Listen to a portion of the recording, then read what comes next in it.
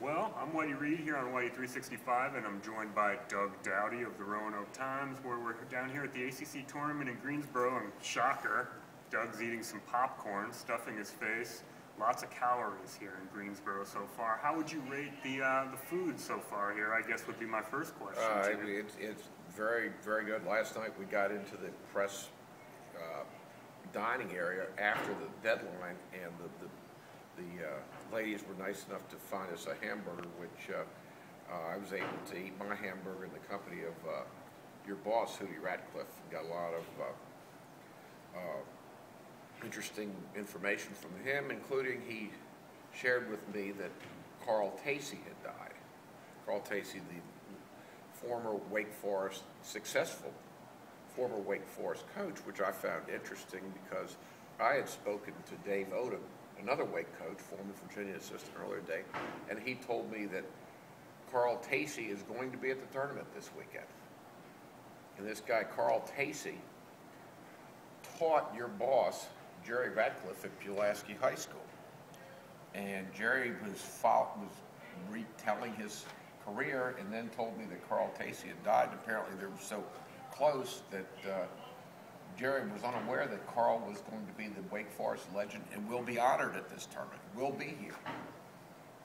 You're putting me to sleep a little bit with that whole story. I'm not going to lie. Well, I'm very happy that Carl Tacey is still... It was a boring story, though. I'm very happy that Carl Tacey is still living. Whitey 365 viewers expect more than this boring, long anecdote. Well, if they've been reading Jerry Ratcliffe's column over the years, they probably think that Carl Tacey passed away, and he hasn't. Carl Tacey once lived in Nelson County. Let it be known. Okay, well, we talked about that. There was a touching scene yesterday in the locker room after the Virginia practice that maybe Whitey 365 viewers want to hear about.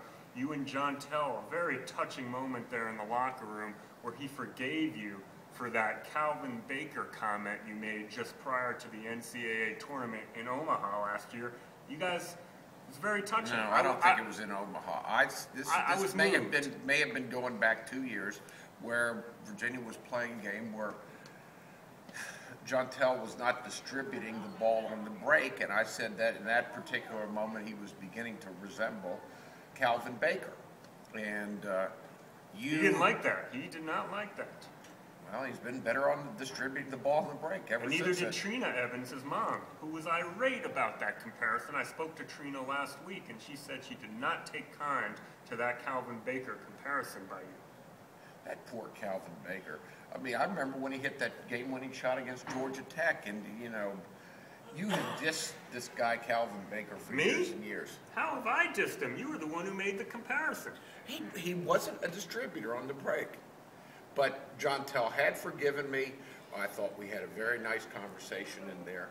And then I was asking him about his girlfriend, China Crosby, which you then tried to sleaze your way into that conversation. Sleaze my way in? I asked a few follow-up questions, that's all I did. I don't know, I heard on my tape, I was asking all the questions, and you were just, you know, there for the ride, there to steal the work of my, you know, fruits of my efforts. Well, we're probably about done here. We've filled up too much space on this particular segment, but we'll be back later in the day after we find out who Virginia's opponent is between the upcoming game between Virginia Tech and NC State. I'm very impressed that you know who's playing. We'll talk to you later.